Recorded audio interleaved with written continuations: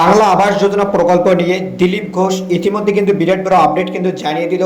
সংবাদ মাধ্যমে এসে তিনি কিন্তু সরাসরি কিন্তু নিজ মুখে লাইভ বক্তব্য দিয়ে দিয়েছেন। সেখানে তিনি কি জানিয়েছেন বাংলার বাড়ি প্রকল্প নিয়ে, সেটা দেখার পর অনেক উপভোক্তার মুখে কিন্তু হাসি ফুটতে চলেছে। কেননা অনেক উপভোক্তার বাড়ি কিন্তু হাফওয়াল রয়েছে বা অনেক উপভোক্তার বাড়ি কিন্তু ফুলওয়াল রয়েছে, অর্থাৎ আপনাদের কিন্তু পাকা বাড়ি রয়েছে। তো আপনারা টাকা পাবেন, এটাই কিন্তু তিনি কিন্তু স্পষ্টভাবে জানিয়ে দিয়েছেন। এমনটা নয় যে শুধুমাত্র আপনাদের কাঁচা বাড়ি থাকতে হবে তবেই আপনি বাংলার বাড়ি প্রকল্পের সুবিধা নিতে পারবেন। তো এ নিয়ে তিনি স্পষ্টভাবে কী জানিয়েছে এবং সরকারি আধিকারিকদের উদ্দেশ্যে তিনি কী বার্তা দিয়েছে বাংলার বাড়ি প্রকল্প নিয়ে বা বাংলা আবাস যোজনা প্রকল্প নিয়ে, সমস্ত রকম বিষয় আপনাদেরকে কিন্তু আজকের এই ভিডিওটিতে আমরা জানাবো। ভিডিওটি কিন্তু আপনাদের জন্য খুবই কিন্তু গুরুত্বপূর্ণ হতে চলেছে। কাজে ভিডিওটিকে অবশ্যই আপনারা শেষ পর্যন্ত সম্পর্কে দেখবেন এবং চ্যানেলে নতুন হলে অবশ্যই চ্যানেলটিকে সাবস্ক্রাইব করে পাশে অল নোটিফিকেশনটি অন করে রাখবেন এই ধরনের আপডেটগুলো সর্বপ্রথম পেতে।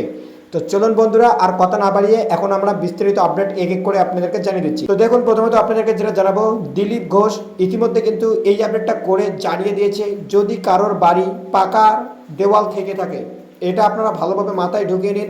পাকা বাড়ি থাকলেই যে টাকা পাবেন এমনটা নয়।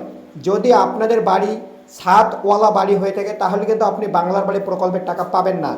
আপনাদেরকে আমি আরও একটু সংক্ষেপে এই বিষয়টিকে ক্লিয়ার করে দেই। যদি আপনাদের বাড়িতে হাফওয়াল হোক বা ফুলওয়াল বাড়ি হোক বা আপনাদের চারটা দেয়ালি পাকা হোক, তো আপনি কিন্তু বাংলার বাড়ি প্রকল্পের টাকা পাওয়ার জন্য কিন্তু একজন যোগ্য উপভোক্তা। যদি আপনাদের বাড়ির চারটা দেয়াল পাকা, তার সাথে সাথে আপনাদের বাড়ির যদি উপরে ছাদ দেওয়া থেকে থাকে, পাকা ছাদ যদি থাকে, তাহলে কিন্তু আপনি বাংলার বাড়ি প্রকল্পের টাকা পাওয়ার জন্য কিন্তু যোগ্য উপভোক্তা নন, অযোগ্য বলে কিন্তু বিবেচিত হবেন। তো এই বিষয়টি কিন্তু আপনাদেরকে কিন্তু ক্লিয়ার করে দিলাম।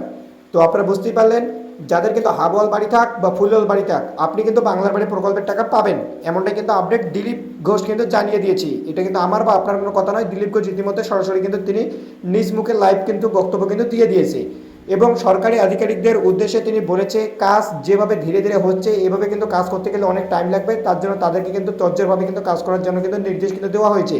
পাশাপাশি আপনারা জানেন ইতিমধ্যে রাজ্যে কিন্তু বাংলার বাড়ি প্রকল্প নিয়ে সার্ভে যে চালু হয়েছিল, সেই সার্ভের কিন্তু শেষ তারিখ ছিল 15ই জুলাই, যেটা কিন্তু ইতিমধ্যে শেষ হয়ে গেছে এবং বর্তমানে কিন্তু আগস্ট মাস চলতেছে, সেটা কিন্তু আপনারা জানেন। তো সেই 20 জুলাই যে টাইমলাইনটা তাদের দেওয়া ছিল সেটাকে কিন্তু বাড়িয়ে, অর্থাৎ সেই ডেটটাকে কিন্তু এক্সটেন্ড করে সেই তারিখটাকে কিন্তু করা হয়েছে 20 জুলাই থেকে কিন্তু বাড়িয়ে 15ই আগস্ট পর্যন্ত। তো 15ই আগস্ট পর্যন্ত কিন্তু এবারে বাংলার বাড়ি প্রকল্পের জন্য সার্ভে হবে। তো যে কোনো দিন যে কোনো মুহূর্তে আপনাদের বাড়িতে কিন্তু সরকারি আধিকারিকেরা চলে আসতে পারে বা আপনাদের গ্রামের কিন্তু পার্টি অফিসের লোকেরা কিন্তু আসতে পারে এবং তারা কিন্তু আপনাদের ভেরিফিকেশন বা যাচাই বাছাই কিন্তু দেখে নিতে পারে যে আপনি যোগ্য উপভোক্তা কিনা। তবে যেমনটা জানালাম যে শুধুমাত্র কিন্তু বাড়িতে যদি আপনাদের পাখা ছাদ না থেকে থাকে তাহলে কিন্তু আপনি বাংলার বাড়ি প্রকল্পের টাকা পাবেন। তাতে আপনার বাড়ি চারটা দেয়ালে পাকা হোক বা আপনাদের সমস্ত ঘরে পাকা হোক, তাতে কোনো সমস্যা নেই। শুধুমাত্র যাদের বাড়িতে ছাদ নেই, পাকা ছাদ নেই, তাহলে কিন্তু আপনারা কিন্তু টাকা কিন্তু পেয়ে যাবেন। আর পাশাপাশি আপনাদেরকে যেটা জানাবো যে প্রচুর সংখ্যক উপভোক্তা এমন রয়েছে যে চারটা দেয়াল পাকা, উপরে হয়তো টিনের চাল রয়েছে বা আলাদা কিছু দিয়ে তারা কিন্তু উপরটা কিন্তু তারা বানিয়ে নিয়েছে। তো সেই সকল যোগ্য উপভোক্তারা কিন্তু টাকা কিন্তু পাবে। তবে সবাই যে পাবে এমনটাও নয়। সরকারি আধিকারিকেরা সকলের বাড়ি বাড়ি যাবে, ভেরিফিকেশন করবে, যাচাই বাছাই করবে। যদি তাদের মনে হয় যে তারা যোগ্য, তাদের নাম তারা লিস্টে কিন্তু দেওয়ার জন্য কিন্তু তারা আবেদন করবে। তারপরে কিন্তু এক এক করে প্রসেস অনুযায়ী কিন্তু প্রত্যেকের কিন্তু ব্যাঙ্ক অ্যাকাউন্টের উদ্দেশ্যে কিন্তু টাকা কিন্তু ছাড়া হবে।